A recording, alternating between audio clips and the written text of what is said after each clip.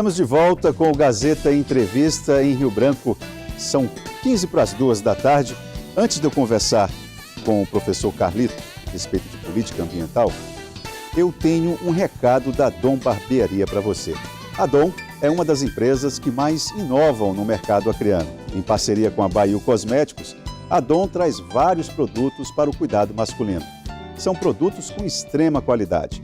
Tem óleo para barba, pomada com efeito seco, pomada com efeito molhado e shampoo 4 em 1 para cabelo, barba, para o corpo e também para barbear. E ainda conta com um atendimento exclusivo dos principais barbeiros da cidade. Agende o seu horário pelo telefone 2102-4962. A Dom Barbearia fica na rua Rio de Janeiro, número 230, na sala 4. Agora sim, eu chamo aqui aos estúdios, como diz o Edivaldo Souza, os estúdios da riqueza, né?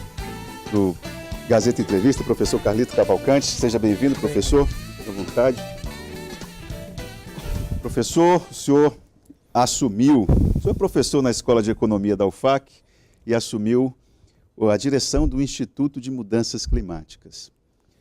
Eu não preciso lembrar para o telespectador que acompanha a rotina da política que o IMC foi mal compreendido no início do governo. O que o senhor fez para convencer da importância desse instituto? Prazer recebê-lo aqui, boa tarde. Obrigado, prazer é meu.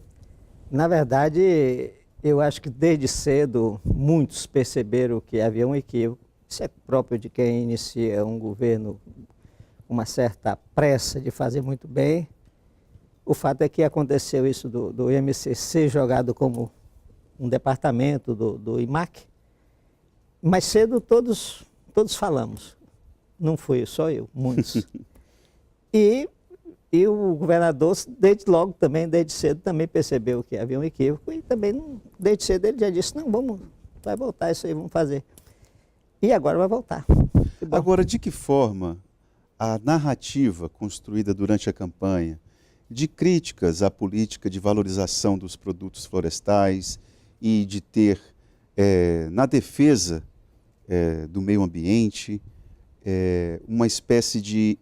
A narrativa do então candidato Gladson Cameli era de que a defesa da floresta e dos produtos florestais emperravam o desenvolvimento.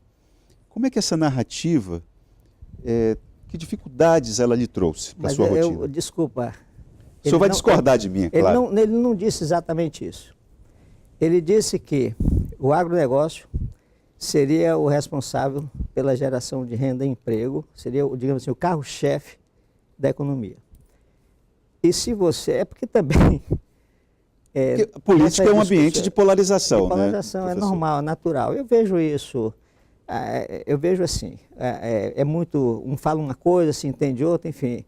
E é preciso colocar um pouco isso que você está fazendo, de uma certa forma. Vamos ver aqui, vamos ver lá. Então, veja bem, o governo Gladson foi muito claro nas coisas, né? O agronegócio seria o carro-chefe. Isso continua, está valendo. Mas ele nunca deixou de lado a questão dos ativos ambientais. Vejam que qualitativamente é uma diferença muito grande. Nós entramos numa questão muito forte, que é a questão de mercado. Para nós, a nossa participação é no mercado de ativos ambientais. Então, muitos ambientalistas podem até torcer o nariz para algo assim. Mas o que está acontecendo? O IMC está muito fortemente, né, focado, né, nos ativos ambientais. É um mercado muito amplo, grande, que está se estruturando. Tem muita gente ganhando com os serviços ambientais. Aqui no Acre? No Acre. Eu estava... O próprio governo não entendia isso direito, mas não só o governo, eu acho que é geral isso, né? E cabe ao governo, obviamente, serenar os ânimos entre seus próprios pares também, né?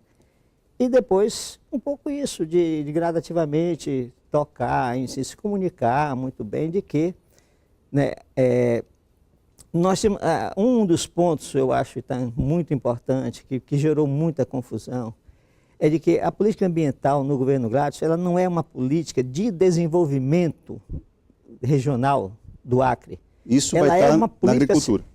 Ela é uma política setorial. a política de desenvolvimento, está muito claro, é o agronegócio. Agora, aí você vai dizer, bom, e o que é? Aí cabe um monte de confusão. Tem muita gente achando que quando a gente está falando de agronegócio, está falando de soja. E de derrubar, mas o próprio governo dá esse tom, né? Não, o governo está dizendo, o Gladys sempre tem dito, não precisamos derrubar uma árvore, ele até exagera um pouco. O senhor, como diretor do Instituto de Mudanças Climáticas, falando que ele exagera, então... Não, exagera porque não vamos trabalhar com a perspectiva de se derrubar uma árvore, isso é uma forma de expressão. É uma figura, né, de linguagem. É uma figura de linguagem. Ele está dizendo, ó, não vamos derrubar mais uma árvore, nós já derrubamos 13%. 13%. E daí nós temos condições de manejar bem esses 3%. Então tem muita área já derrubada, então tem muita área que podem ser usadas, não há necessidade de ampliar esse desmatamento. É isso que está sendo dito de uma certa forma. Qual é a agenda do IMC nesse encontro que vai acontecer na Colômbia agora? O que o Acre vai propor? E qual a expectativa do governo de Gladson Camelin em relação a isso? O Acre está muito de olho, né? E aí, no caso, eu particularmente, digamos assim, eu incentivo isto, porque tem a ver com o IMC, né? Eu incentivo muito essa questão do mercado de carbono. Então, por exemplo, uma das reuniões do governador será com alguns governadores, entre eles da Califórnia, sobre o mercado de carbono. E nós temos interesse de trazer um bom dinheiro, não agora, mas construir isto. E esses são os passos a serem dados para construir. Porque quando você tem governo, os subnacionais falados, né, os governos subnacionais são os estados. São os estados. Nesse âmbito, né, eles chamam de o estado ou a nação, o país, eles chamam de uma modalidade offset, a venda de carbono offset. Essa ainda tem um emperramento na Califórnia e no Brasil. Então teremos que fazer ainda esse ajuste. Mas nós temos que já começar as tratativas desde logo, porque nós temos que trabalhar com a expectativa de que isso será solucionado. Agora, professor, eu tenho conversado com alguns, digamos, proponentes de alguns desses projetos que o senhor falou, que tem gente já ganhando dinheiro com o mercado de carbono no Acre. E o espírito da coisa, quando eu termino de fazer a conversa com esses empreendedores, o que me fica é aquela sensação assim, olha, Itaã, na verdade, o que nós queremos em relação a esse projeto é que o governo não nos atrapalhe. Eu quero lhe perguntar o seguinte, o senhor tem conversado com esses proponentes desses projetos, que sensação que tem lhe trazido essas conversas? Porque a mim, a sensação é essa, assim, olha, se o governo não nos atrapalhar, já temos um bom caminho andado. Então, você estudou muito economia, você está um bom keynesiano. Você sabe que Keynes é que dizia isto, né? Que é necessário um ambiente propício deixe os homens de negócio num ambiente propício que eles vão tomar decisões relevantes na economia, gerar renda e emprego. Esse é que era o velho Keynes enfatizava, entre outras coisas, isto. Desde cedo está no nosso plano também isto, de que ali seria feito exatamente isso. Eu me lembro, você tem razão, eu me lembro que uma coisa me marcou na campanha, eu estava acompanhando o governador, ele senador naquele momento, e um grande produtor no Acre disse assim, senador, ele era senador na época, senador, ajude os pequenos, nós não nos atrapalhe. Aí eu estava ali anotei, eu guardei isso, porque eu achei muito forte no sentido de que ali retratava um pouco isso, e eu acho que, de uma certa forma, nós estamos um pouco fazendo isto, né? Então, não há empecilhos, ou estão sendo tirados alguns empecilhos. O que é que eles reclamavam muito, que eu me recordo bem disso? Reclamavam muito de que pediam uma certidão, um documento, alguma coisa, passavam 3, 4, 6 meses para você.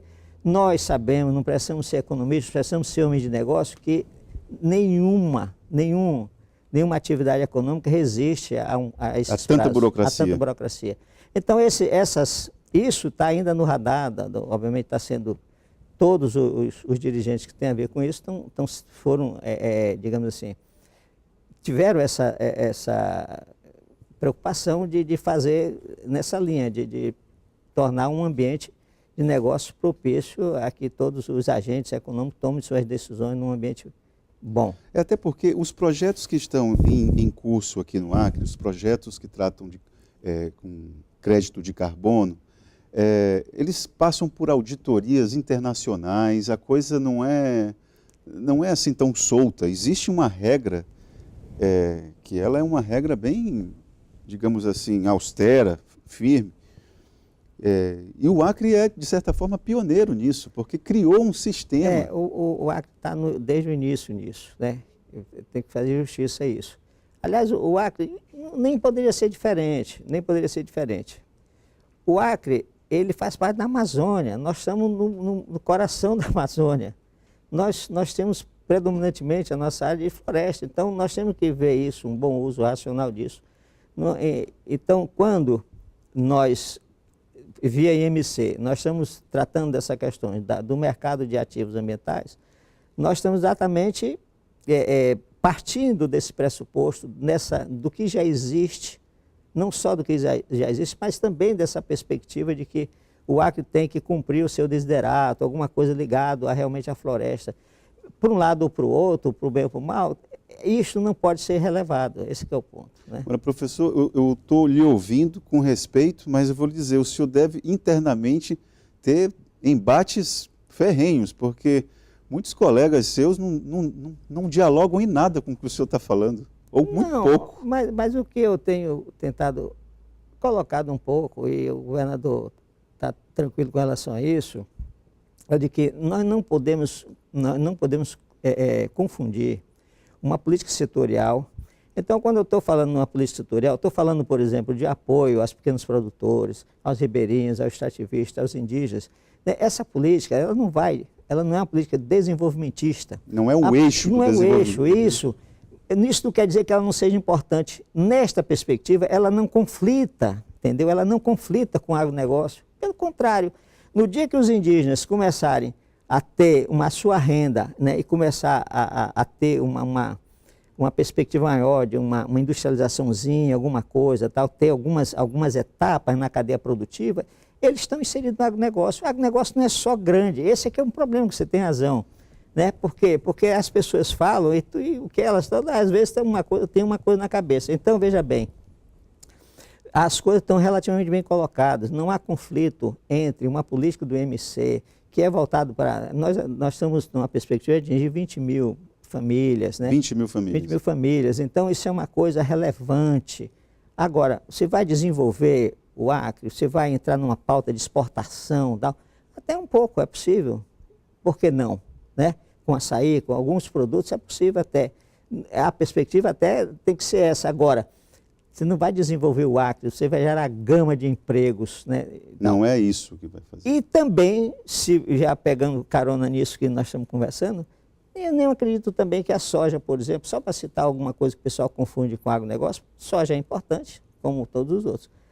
Nem a soja geraria tantos empregos. Esteve assim. sentado aí um especialista no assunto que disse o seguinte: olha, Itaã, para começar a brincadeira com a soja, é preciso um capital inicial de pelo menos 2,5 milhões para começar a brincadeira. Foi Shimada, nós trouxemos Shimada aqui. Shimada, exatamente. Veja bem, veja simples o que nós estamos fazendo. Nós estamos trazendo especialistas para discutir agronegócio, para discutir as nossas ações de IMC. Gerar esse clima de debate. O Acre, o nosso governo particularmente, vai gerar esse ambiente. Esse ambiente, né, isso propício, né, aí sim não vai atrapalhar os grandes, vai ter apoio aos pequenos. Se fizer assim, você veja que as coisas não têm grande segredo, todo mundo faz a sua parte, não há conflitos. Teve já encerrando que o nosso tempo acabou, quando toca essa musiquinha danou-se tudo. Teve um aspecto que ele pontuou que é muito importante. Não existe um modelo único para a aplicação da soja. Então talvez estejamos num momento bacana, inclusive agora lá na Colômbia, de dizer, olha, qual é a soja que a gente vai plantar para o Acre? E respeite estas e estas características. Veja bem, só já que nós estamos com a musiquinha, a soja tem um mercado muito específico, nós temos que estudar mercado, você sabe disso. Então nós não vamos chegar aqui, produzir e ganhar mercado. Nós vamos entrar na cadeia, em parte da cadeia da soja. Nós vamos certamente trabalhar junto com a Rondônia, certamente. Não tem como escapar disso. É natural. Como é que isso vai se efetivar na prática? A probabilidade é que não hajam grandes investimentos, assim, nesse sentido de que as pessoas acham que... E nós já temos médios e produtores aí. Né? Vamos esperar. O ideal é que a gente cresça, né? E querer já nascer grande, que aí não tem como. Esse você tem razão. Esse é um equívoco. Obrigado, professor, pela sua participação aqui no Gazeta Entrevista. Infelizmente o tempo é curto, mas é assim mesmo. No terceiro bloco, a gente volta falando a respeito de educação.